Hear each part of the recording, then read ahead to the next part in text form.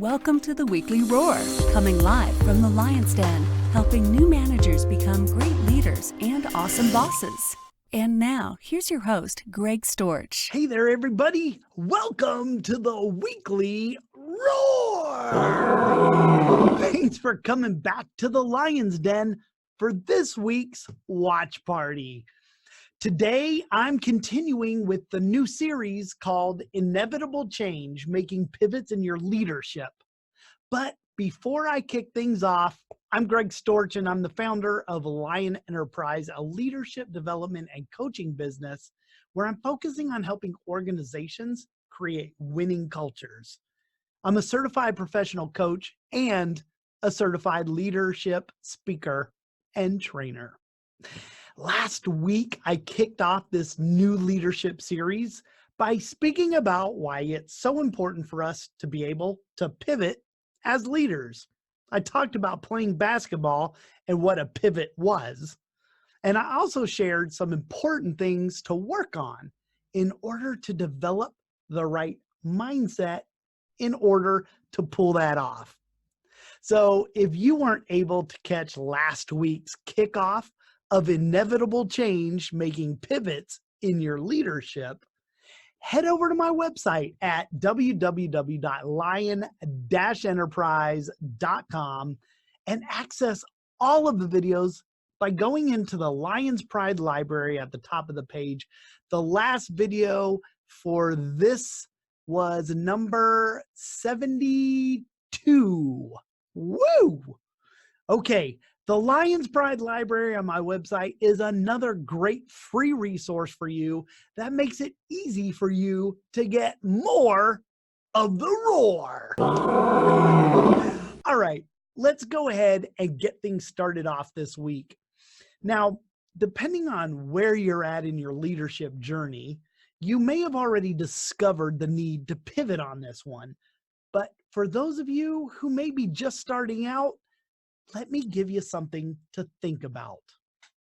Now, this is something that I've had to make a pivot on, but you may or may not need to. You'll have to be the judge of that. Now, I'm confident you all have heard the expression that there's strength in numbers. Well, that's absolutely true. One is just too small a number to do much. Can you be successful on your own? Of course you can. And I'll give you some examples of where I've done that. But when you're in a leadership position, you have to make this pivot from focusing on me to start focusing on we. Your success as a leader can be the result of making this pivot and bringing out the best in people.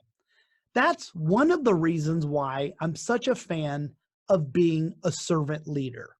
In my opinion, being a servant leader is exactly what I'm talking about today because you're placing others before yourself. You place your focus on other people to make them stronger and more successful. When they're successful, you're successful. I don't speak about this particular pivot lightly today because it isn't an easy pivot to make. We're naturally focused on our own success. So taking the focus off of ourselves and placing it on other people may make us feel like we're abandoning ourselves as leaders. I hate to say this because I don't want to offend any of my brothers and sisters in arms. And I also don't want to sound spiteful because I served in the Navy, but I've always struggled with the Army's slogan, an army of one. I guess if you take that slogan literally, it just doesn't really make much sense, does it? What makes the Army so lethal is the sum of all of its parts, not just one piece or another. Hey, so let's get back to that old saying, there's strength in numbers. The potential of a group is always greater than that of an individual. The chances of success are exponentially multiplied when more people are working together. Sounds simple, right? Teamwork makes the dream work. Well, there's a little bit more to it than that. Working together can challenge leaders in a lot of new ways as they make this pivot from being focused on themselves to being focused on other people. I actually learned this leadership lesson when I was only a junior in high school, and I was the co-captain of our boys cross country team. The problem is I didn't know it was a lesson at that time, so I completely missed it, but it came back and it has served me well as a leader since then.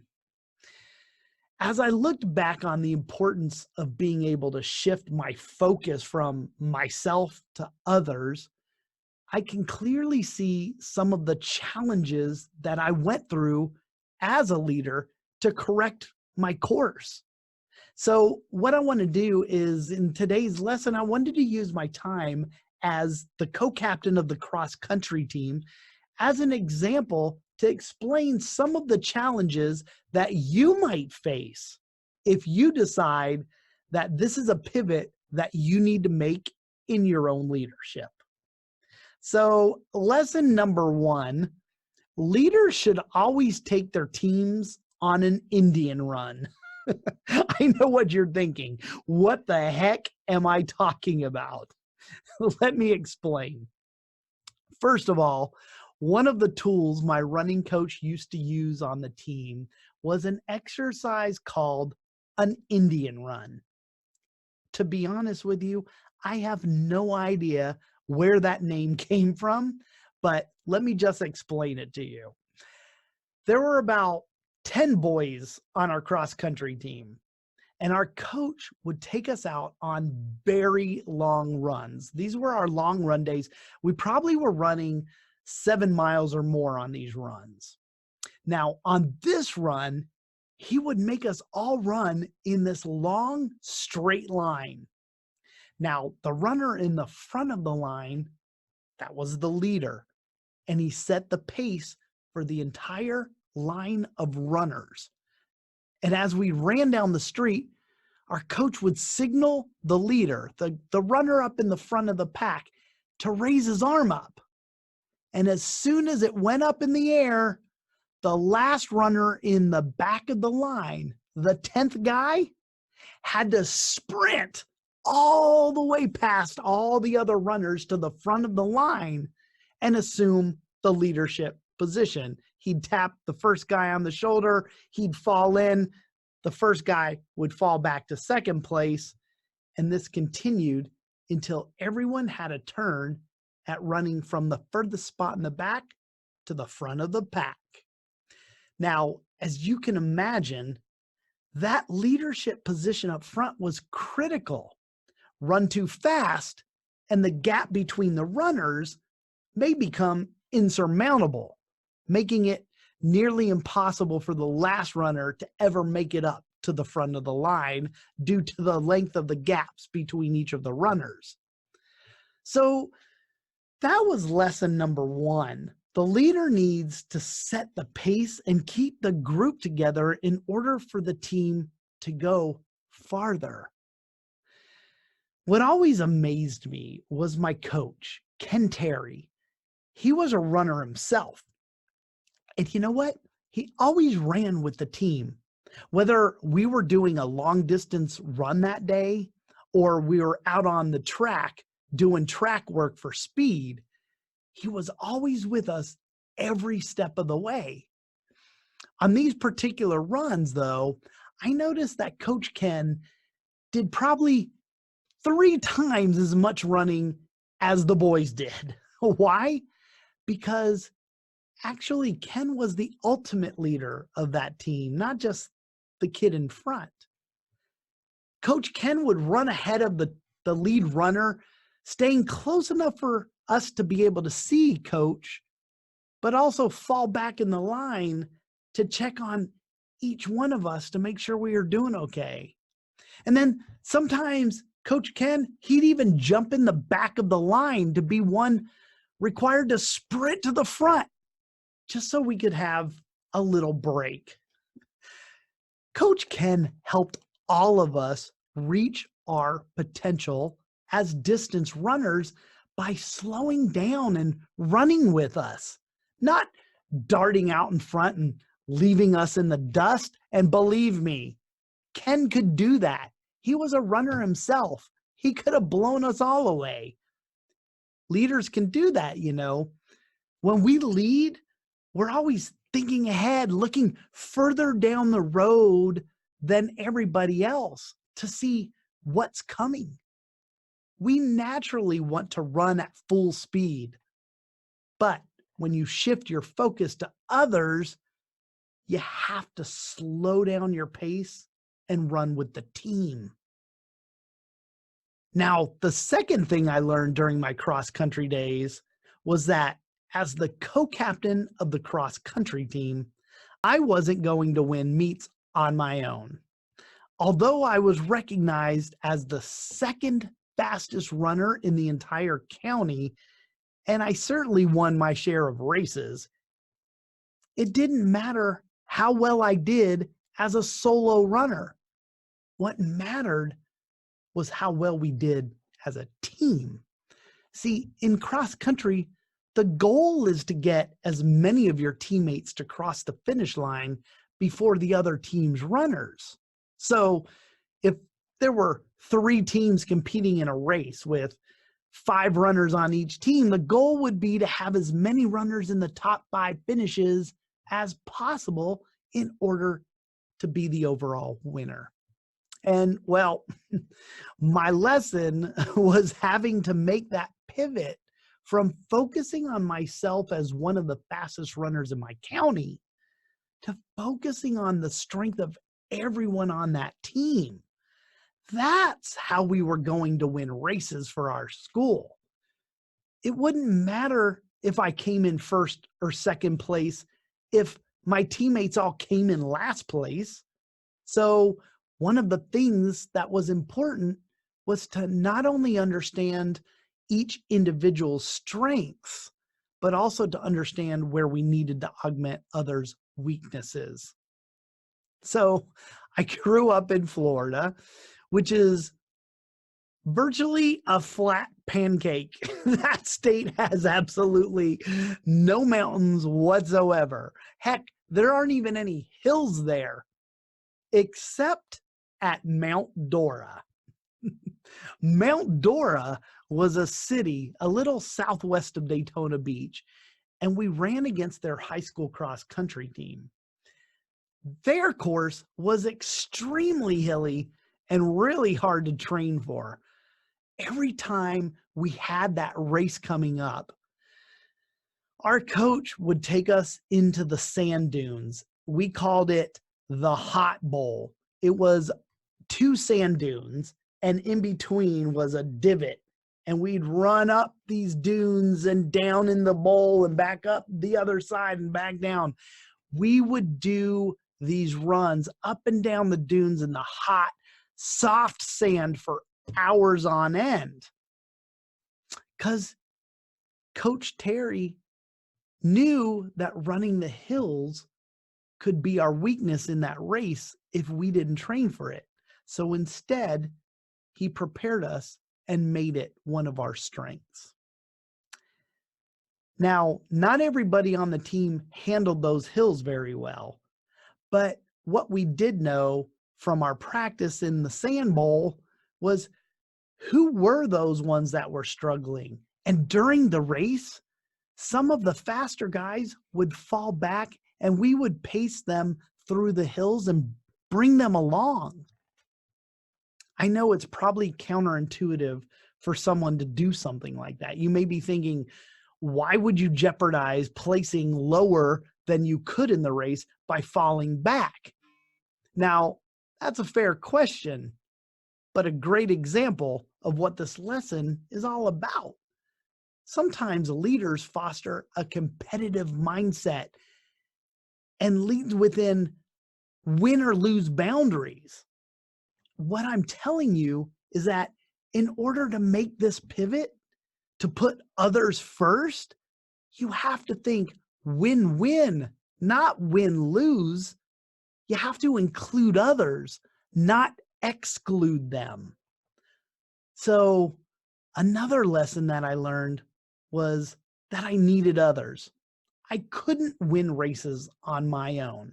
And as a leader, your followers not only need you, but you need them too.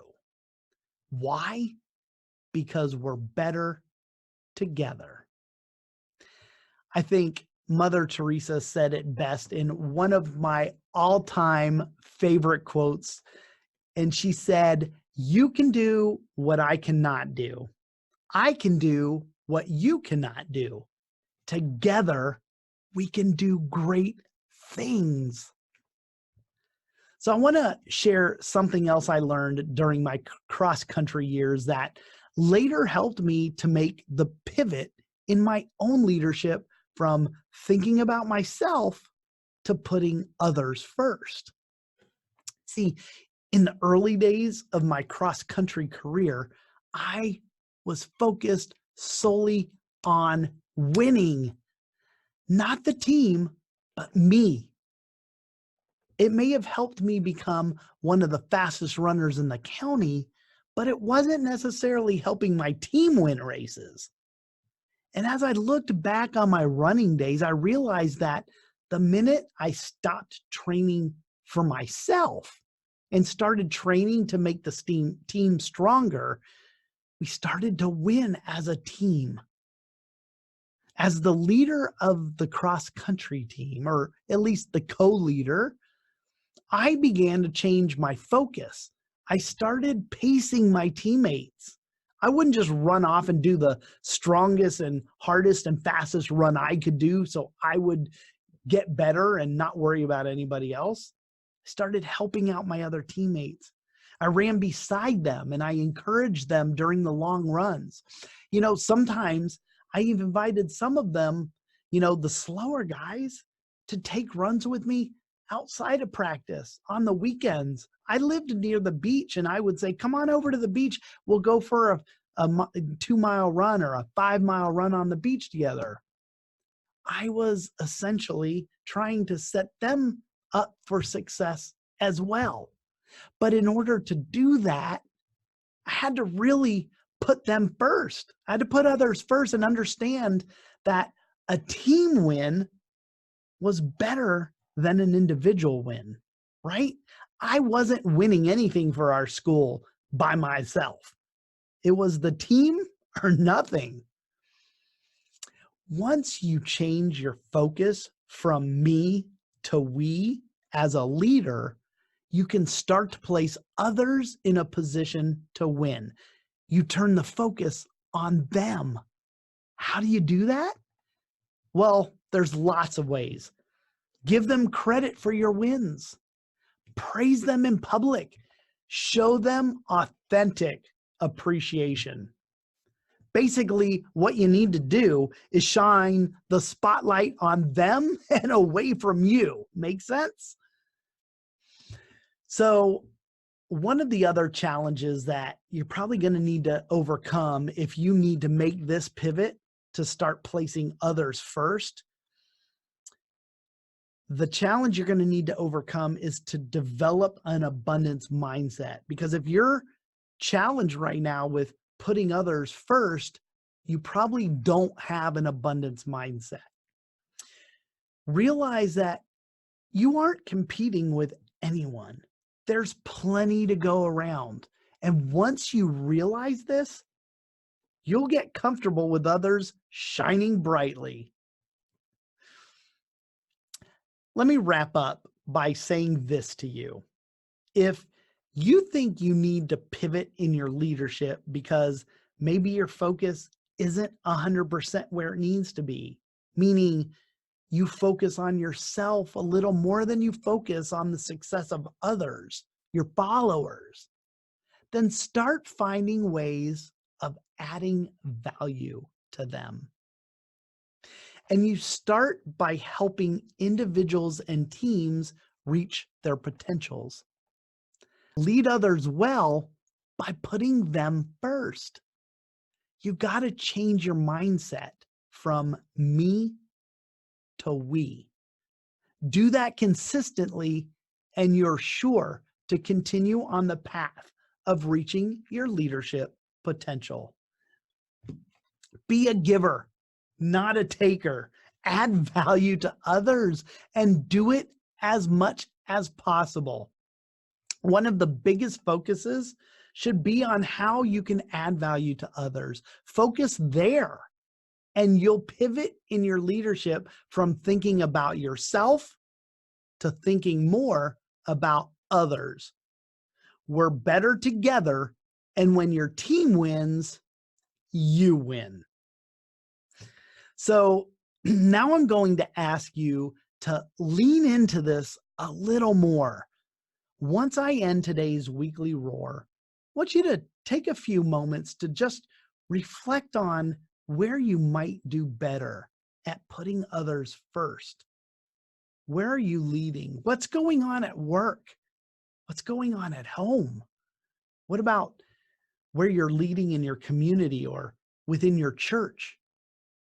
Is there some way that you can turn the spotlight on others and start to add more value to them so that whoever you're leading is winning because you're putting them before yourself? Okay, take some time to think about that. Everybody, that is one of the first pivots I wanted to discuss with you in this new series called Inevitable Change, Making Pivots in Your Leadership. Thank you guys so much for tuning in again this week for the weekly roar. I appreciate your support. And remember, if you are liking this new series, if you love the content I'm putting out, I'm asking you to please share out my link to the weekly roar video that I'm going to post on the Facebook page after the watch party's done. Don't share out the actual watch party link. Hold on. Don't click that share button just yet, because once this watch party ends, I don't think you can view it again. So just wait a few minutes. When we're done, I'm going to post the link in a new post, and please share that link out with your networks, and let's help develop leaders. I'm going to be back here next week in the lion's den speaking about another pivot that we can make in our leadership. Next week, I want to talk about making the pivot from focusing on not just doing better, but becoming better as a leader. And there's a difference depending on where your focus is. Like I always say, where our focus goes, our energy flows. So let's talk about what happens in our leadership when we're able to focus on our growth. All right, everybody, until we meet again next week, remember, be powerful, but stay poised, just like a lion. Bye, everybody. Thanks for watching the Weekly Roar live event at lionenterprise.com. If you enjoyed this video, please tell others to join us each week here in the Lion's Den. Thanks again, and see you next week.